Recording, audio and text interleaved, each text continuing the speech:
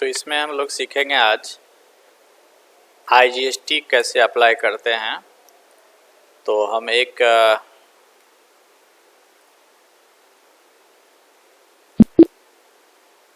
पहले company open कर लेते हैं अपना।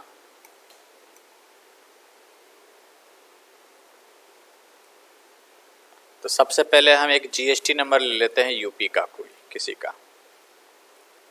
आप भी ऐसे सर्च कर सकते हो। हम जो ट्रांजैक्शन करेंगे वो दिल्ली से यूपी में करेंगे, तो यूपी का GST नंबर मुझे ये एक मिल गया।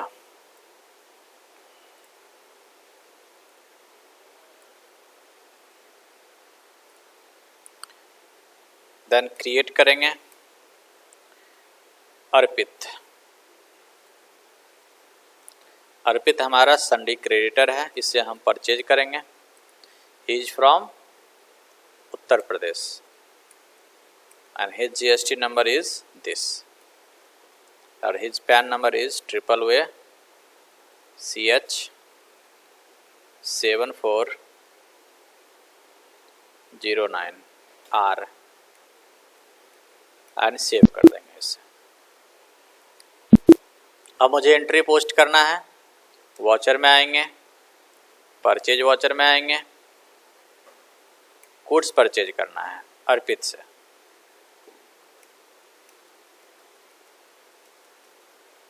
अर्पित यूपी का परचेज अकाउंट। इस लेजर में कभी भी GST यस मत करना, परचेज के लेजर में, है ना। कीबोर्ड 100 पीस, रेट जो भी है वो डाल दो। दूसरा आइटम ले लो। अच्छा, इस पे मान लो अगर आपको डिस्काउंट मिलता है तो यहाँ डिस्काउंट दिखा सकते हो, ठीक है। यहाँ डिस्काउंट आप दिखा सकते हो। अगर ये डिस्काउंट यहाँ नहीं आ रहा है, मान लीजिए ये डिस्काउंट का ऑप्शन यहाँ नहीं आ रहा है, एक डिस्काउंट यहाँ पे ये ऑप्शन नहीं आ रहा है, तो F12 प्रेस करना और इसमें कहीं चेक करो कि कहीं लिखा है प्रोवाइड कैश डिस्काउंट, रे डिस्काउंट। देखो नीचे लिखा है प्रोवाइड कैश डिस्काउंट, है ना। यहाँ पे यस कर देना, ये वाला ऑप्शन। 10% मैंने डिस्काउंट दे दिया, तो 10% कितना हो जाएगा? 5000। देन लियामॉस 100 पीस, इस पे 5% डिस्काउंट दे दिया। और ये दोनों डिस्काउंट जो है वो 1 लाख से माइनस हो जाएगा। तो 1 लाख से माइनस होगा कितना? 7500, क्योंकि आपने डिस्काउंट दिया है। तो यहाँ पे हमें डिस्काउंट का एक लेजर बनाना पड़ेगा, ठीक है।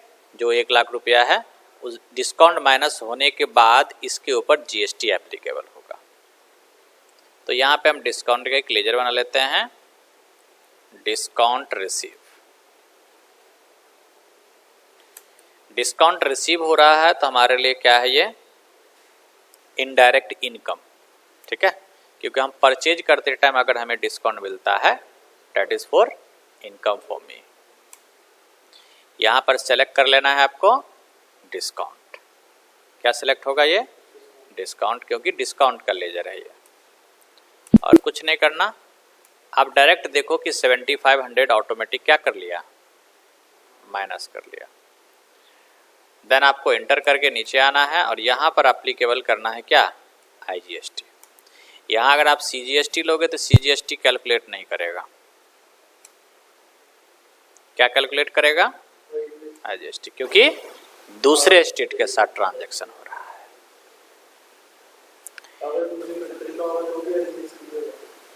हाँ, एक्सपोर्ट हो जाएगा वो। ई-वे बिल से रिलेटेड इंफॉर्मेशन आपको यहाँ यस करना है। E-way bill supplier bill number.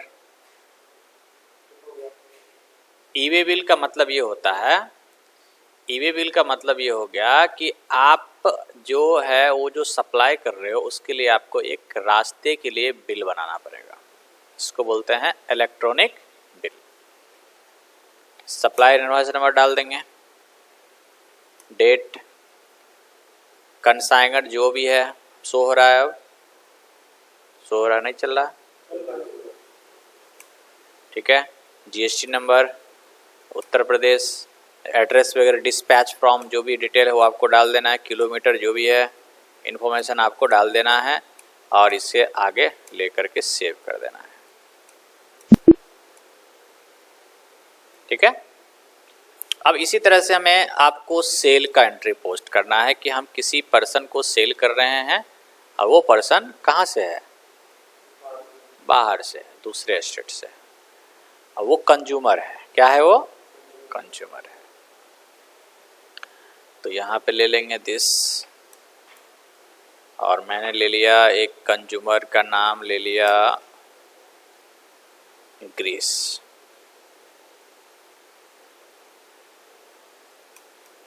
मेरे लिए होगा सन्ड्री डेटर, बट ये एक ऐसा डेटर है जो कि कहाँ से बिलोंग करता है, ये गुजरात से, और ये कंज्यूमर है ये, ठीक है। क्या है? कंज्यूमर के पास जीएसटी नंबर नहीं होता। और इसे जो हम सप्लाई कर रहे हैं वो किसको सप्लाई कर रहे हैं? ग्रीस को।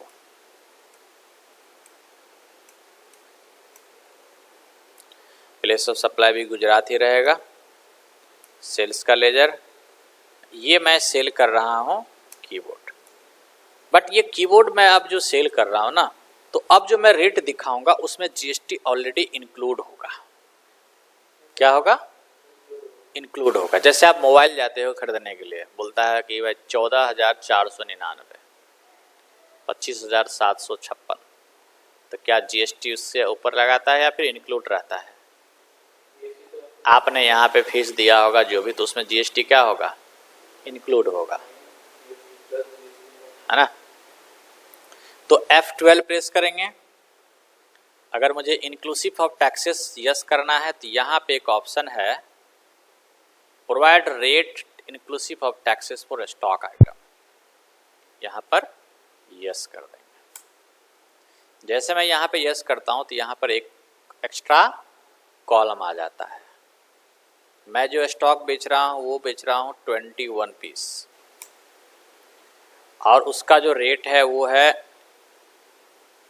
999 इंक्लूडिंग जीएसटी। कितना? 999 इंक्लूडिंग जीएसटी। देखो, इंक्लूडिंग जीएसटी 999, तो एक्सक्लूडिंग जीएसटी कितना हो गया? 891 रुपीज़। मतलब विद जीएसटी हो गया 999 रुपया, और विदाउट जीएसटी कितना हो गया? 891 रुपया। तो जीएसटी इस अमाउंट के ऊपर लगेगा या फिर जीएसटी इस अमाउंट के ऊपर लगेगा? 891 के ऊपर लगेगा या 999 के ऊपर? 891 के ऊपर लगेगा, ठीक है। एंटर। इसमें भी अगर डिस्काउंट देना है तो आप यहाँ पे 2% का डिस्काउंट दे सकते हैं। तो डिस्काउंट कितना निकल गया, है ना? 2% इस अमाउंट का कैलकुलेट हुआ होगा। यहाँ पे अगर 10% करोगे तो एग्जैक्ट पता चल जाएगा। देखो, इस अमाउंट का 10% कितना आया? 18,731 का 10% 1,873 रुपीज़। Enter, then enter. और यहाँ पर हमें एक लेजर क्रिएट करना है। जैसे हमने डिस्काउंट वहाँ पर रिसीव किया था, तो यहाँ पे डिस्काउंट अलाउड करेंगे।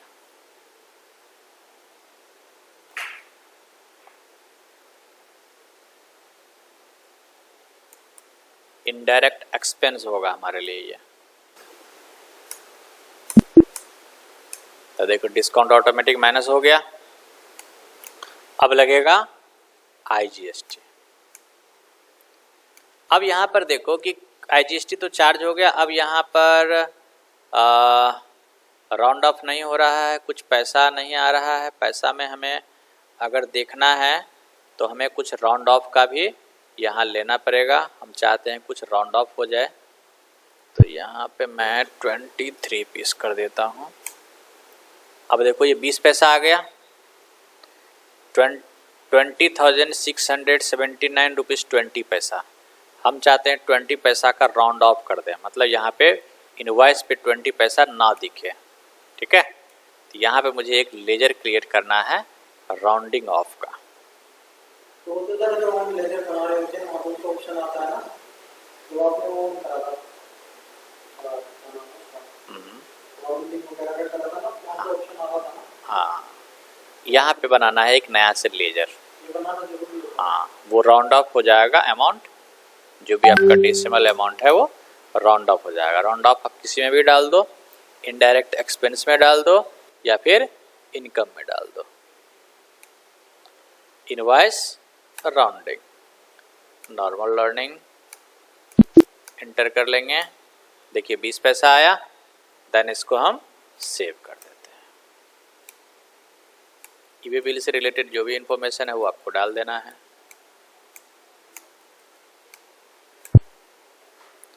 Mandatory information for e-way bill will not specified invalid verified dispatch vehicle number date other detail आपने नहीं डाला है, इसलिए वो मैसेज आ रहा है। तो इन्फॉर्मेशन सारा कुछ आपको डाल देना है।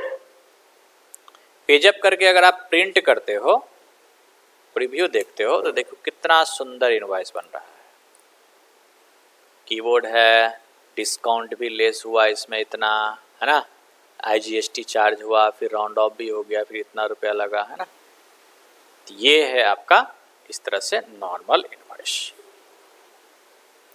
अब मैं बात करता हूं कि सर सर्विस परचेज का एंट्री कैसे पोस्ट करेंगे, जैसे रेंट का या एडवर्टीजमेंट का। ना ना, नया कल, हाँ कल से हटके है ना, नया मिला नहीं इसमें कुछ। हाँ नया, हाँ IGST भी था, IGST था, उसके इंक्लूसिव ऑफ टैक्सेस था। अब हम लोग सर्विस परचेज का एंट्री पोस्ट करेंगे। तो सर्विस परचेज का मतलब क्या हो जाता है, जैसे मेरा इंस्टीट्यूट है, तो ये इंस्टीट्यूट तो रेंट पे है, और रेंट पे है तो ये रेंट का मालिक है अर्पित, और अर्पित को ऐसे ऐसे बहुत सारे बिल्डिंग है, तो उसने GST नंबर भी ले रखा है कि भाई जो भी मैं बिल्डिंग लगाऊंगा तो रेंट पे लगाऊंगा, उस पर क्या लेना है, हमें GST लेना है। बिजनेस ही है मेरा रेंट पे बिजनेस लगाने का। या फिर आपने किसी से एडवर्टीजमेंट कराया, ठीक है, तो वो भी बोलेगा भाई एडवर्टीजमेंट कराओगे तो GST के साथ लगेगा। तो आपने सर्विस परचेज किया था, एडवर्टीजमेंट का सर्विस आपने परचेज किया है, तो उस पर आपको GST कैसे लगेगा उससे रिलेटेड हम लोग एंट्री पोस्ट करेंगे। तो सर्विस मोड में आने के लिए आपको यहाँ पर चेंज मोड करना पड़ेगा। Ctrl+H शॉर्टकट की है।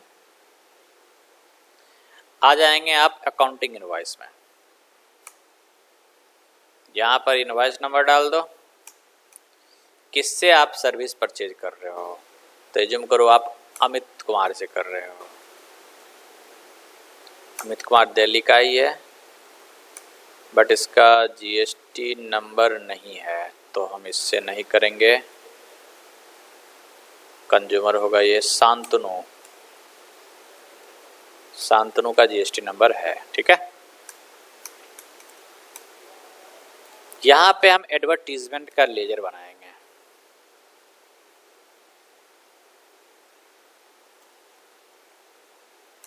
Advertisement is indirect expense, then yes, यहाँ पे इसी लेजर में यहीं पे GST के फीचर्स को क्या कर देना है आपको, यस। आप देखिएगा यहाँ पे परचेज का लेजर का ऑप्शन नहीं आया है। जब सर्विस परचेज का एंट्री करोगे आप, तो परचेज का लेजर वहां से क्या होगा, हट जाएगा। सर्विस का नाम है एडवर्टीजमेंट, SSC नंबर होगा इसके लिए। ये सब सेलेक्ट करने की जरूरत नहीं है, ठीक है, इसे इग्नोर कर देना। यहां ले लेना है आपको टैक्सेबल, यहाँ लेना है आपको 12% GST या फिर 18% GST, जो भी है वो आपको ले लेना है। यहाँ सभी ऑप्शन नहीं आ रहे हैं, तो F12 प्रेस करके ऑप्शंस को आप ला सकते हो। सर्विसेज, हाँ 18 भी लगा सकते हो, 12 भी लगा सकते हो, जैसा लगाना है वैसे लगाओ, ठीक है। एंटर, जब एंटर करते हो तो यहाँ पे देखो इंक्लूसिव ऑफ GST का ऑप्शन आ रहा है। अगर मान लीजिए 1 लाख का इनवॉइस है और 1 लाख के अंदर GST इंक्लूड है, तब तो 1 लाख रुपीस आप यहाँ डाल दो, है ना। जैसे एडवर्टीजमेंट हमने कराया, मुझे 1 लाख रुपया देना पड़ रहा है इंक्लूडिंग जीएसटी, विद जीएसटी, ठीक है। तब तो यहाँ 1 लाख रुपीस डाल दो और एंटर कर दो। देखो विदाउट जीएसटी आपको ले लिया वो कितना, 89,285। लेकिन अगर मान लीजिए कि बोला जा रहा है कि नहीं 1 लाख के ऊपर जीएसटी लगेगा, तो यहाँ रखिए ब्लैंक और यहाँ डालिए 1 लाख रुपीस, ठीक है। अगर इंक्लूडिंग है 1 लाख में ही, अगर 1 लाख में जीएसटी इंक्लूड है तो यहाँ पे डाल दीजिए 1 लाख। अब लगाइए यहाँ सीजीएसटी, फिर एसजीएसटी।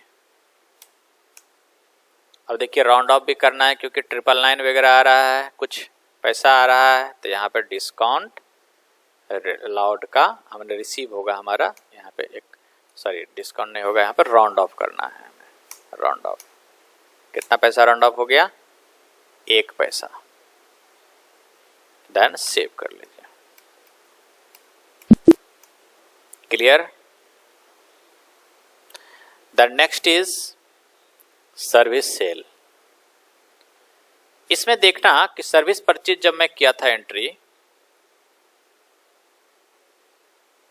तो यहां पे परचेज का लेजर नहीं आ रहा, यहां पर्टिकुलर आ रहा है। पर्टिकुलर कब आएगा, जब आपका मोड किस मोड में रहेगा, अकाउंटिंग इनवॉइस मोड में रहेगा। पार्टी नेम सेल्स में जाएंगे, पार्टी नेम में कैश ले लेते हैं क्योंकि हम कैश में इस बार सेल कर रहे हैं। यहाँ कंज्यूमर ले लेंगे, कंज्यूमर का कोई जीएसटी नंबर नहीं होगा।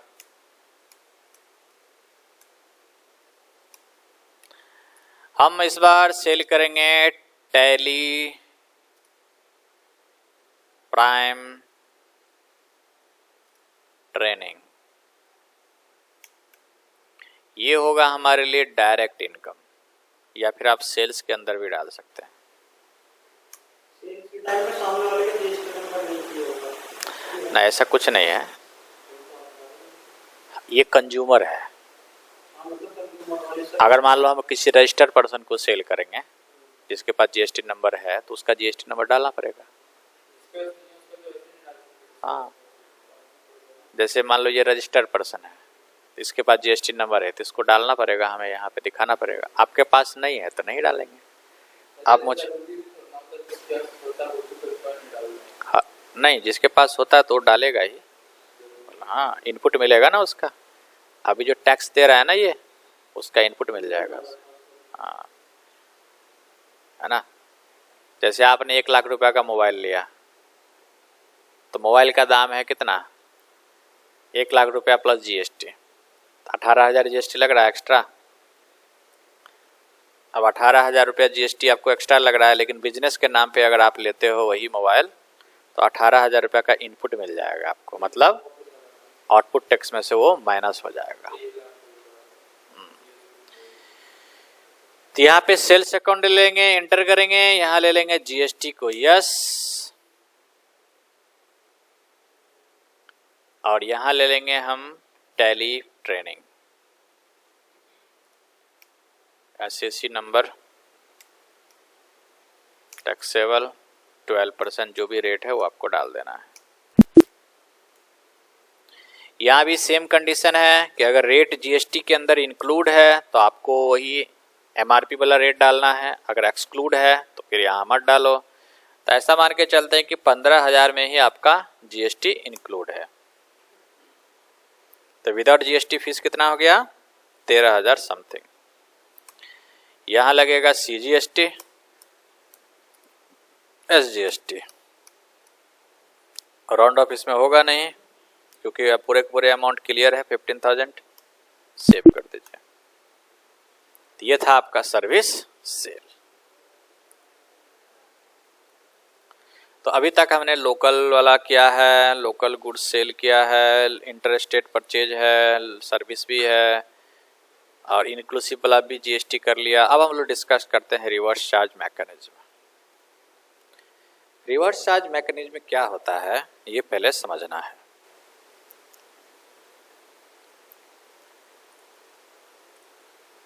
What is RCM?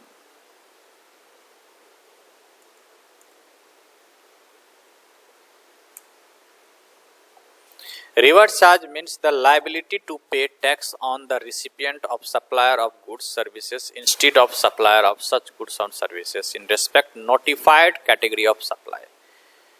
कुछ कैटेगरी ऑफ सप्लाई है जिसके ऊपर कोई गुड्स ऐसे हैं जिसके ऊपर आरसीएम एप्लीकेबल होता है। जैसे मैं आपको एक एग्जांपल देता हूं,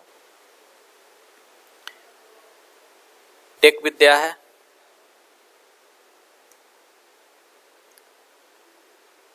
टेक विद्या है और मैं यहाँ पे एडवोकेट हूँ।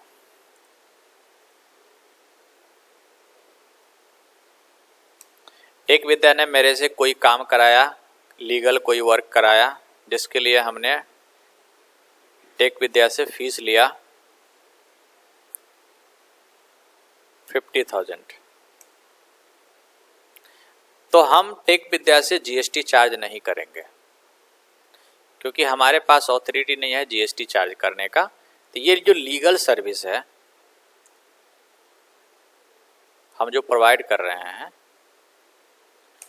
इस लीगल सर्विस के ऊपर रिवर्स चार्ज एप्लीकेबल हो जाएगा, आरसीएम।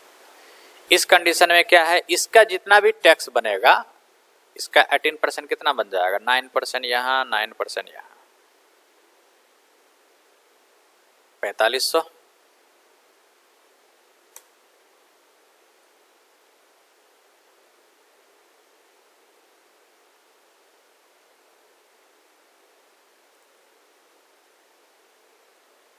ठीक है।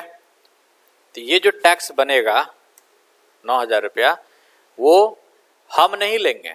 जैसे आप मॉल जाते हो खरीदने के लिए, टेक विद्या गए मॉल कुछ कंप्यूटर खरीदने के लिए, 50,000 का कोई मान लो कंप्यूटर खरीदा, तो इसके ऊपर जीएसटी देना पड़ेगा किसको, मॉल वाले को। लेकिन इस कंडीशन में क्या है, ये जो जीएसटी बन रहा है आपका 4500 रुपया, वो टेक विद्या खुद ही गवर्नमेंट को पे कर देगी। ठीक है। 50,000 किसको देगी, मुझे देगी, है ना। और 9,000 किसको देगा, गवर्नमेंट को। तो इसी को बोलते हैं आरसीएम, कि आप 2 बार पेमेंट करो। एक पेमेंट तो आप जिससे आपने सर्विस लिया है उसको दे दो, और दूसरा इसमें जितना भी जीएसटी लगता है वो आप पेमेंट गवर्नमेंट को डायरेक्टली कर दो। That is RCM. तो ये सभी के सभी सर्विसेज के ऊपर नहीं अप्लाई होता है, ना ही सभी के सभी गुड्स के ऊपर अप्लाई होता है, पर्टिकुलर कुछ सर्विसेज के ऊपर अप्लाई होता है। ठीक है, क्लियर। जैसे ट्रांसपोर्ट का भी सर्विस अगर आप लेते हो, जैसे टेक विद्या,